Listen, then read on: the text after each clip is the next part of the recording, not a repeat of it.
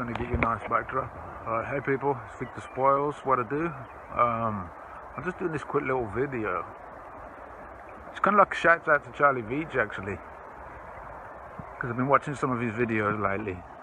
You know, he's got some good stuff, got good philosophy. But anyway, he put a video about 2 weeks ago where he was in a taxi and the cabbie was telling him a story about some IRA bombing, like, you know, back in the 80s, well, late 70s. But it reminded me of a story this cabbie told me last year. So it was like sometime February 2021. I'm going to collect my car from MOT. Had some repairs done, so it was in overnight. So I got myself a taxi. I called the taxi. They send, I don't do Uber and that because I don't really ride taxis, you know, I ride a bike, so it's not necessary. Anyway, so I called a taxi, you know, bell them up, send me a text, be here in 10 minutes, whatever, blah, blah, blah, car, blah, blah, blah, registration, you know, okay, fair enough. So, waiting outside, car shows up. It's like a fairly newish, you know, a year old, I don't know, a few months old.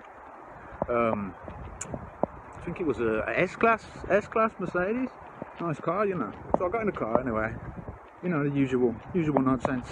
How's business, red-hair, all that, blah, blah, blah. So I says to the guy, like, you know, this is a pretty flashy car for a taxi cab. Like, you know, not judging, but, you know, it don't make sense having such a luxurious car. You know, the kind of abuse it gets. Revelers and stuff, people vomiting. Anyway. And he says, wow, there's a bit of a story behind that.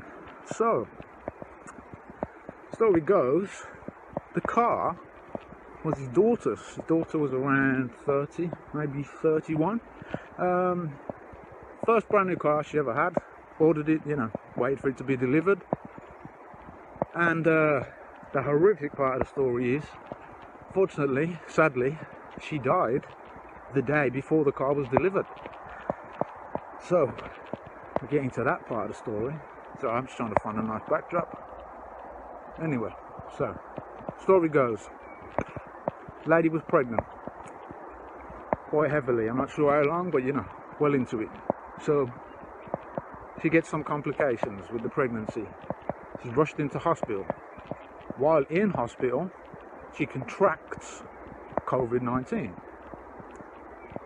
Due to the complications that she was already facing, connected to the, you know, related to the pregnancy, she obviously was hit pretty hard by the COVID, you know, and she was struggling. So they put her on a respirator. She was on a respirator. The respirator was switched off. Sorry, not switched off. It turned itself off and was left off for 2 hours. In which time, obviously, nobody came to check on her or even check the respirator. You know, it's still operating correctly as it should be. And as you can imagine, obviously, you know, after 2 hours of not breathing, she passed away. So, fast forward to, you know, the coroner's report. No, sorry, the original, sorry, I get ahead of myself. The original ruling of death, which was, it was unclear. So there was actually coroner's investigation, or sorry, an investigation, and then obviously, you know, following the research found out. Obviously, that's when the coroner made, you know, a correct, accurate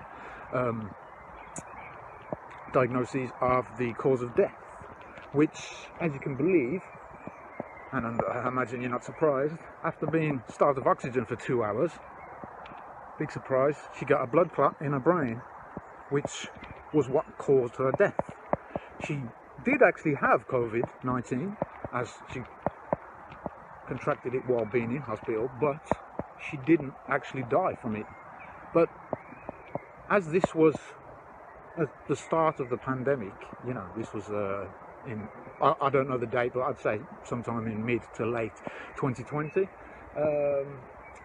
they asked whether it would be okay if they used COVID as the reason for death, which, you know, you can imagine how distraught the father and the mother and the rest of the family were, so they didn't care, you know.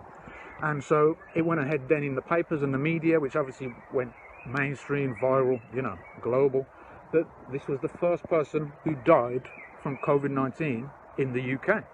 And I don't follow the regular news, so I don't know the lady's name. I didn't ask too much details from, you know, the guy telling me the story, because it's a bit of a touchy. Hey, so sorry guys, I had to switch cameras. I'm on this it's like a GoPro thing. It's only got 720, so it's not going to be very good quality. But anyway, so there it is. You know, first person reported to have died of COVID in the UK. Didn't actually die of COVID. You know, I'm not going to speak on it any more than that. It is what it is, and obviously this was a couple of years ago. But you know, this guy told me this story. Got no reason to lie to me. Don't know me from Adam. Didn't get anything out of it, you know. And obviously it must have been a difficult thing for him to talk about, especially, you know, it was unprompted. But I don't know.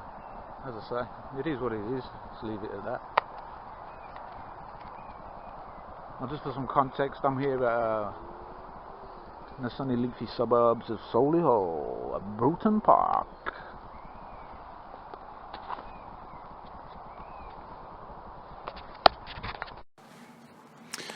Yeah, I just wanted to add something I forgot to mention, was that in the initial report, they falsified the information, and they said that the respirator was only off for 2 minutes, but that the cause of death was a blood clot, which obviously didn't really add up.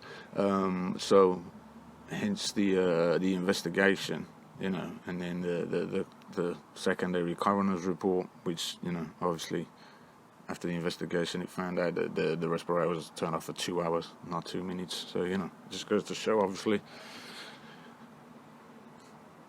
you don't really, you can't really believe anything you hear and read and, you know, see in the media. You got to take everything with a big pinch of salt.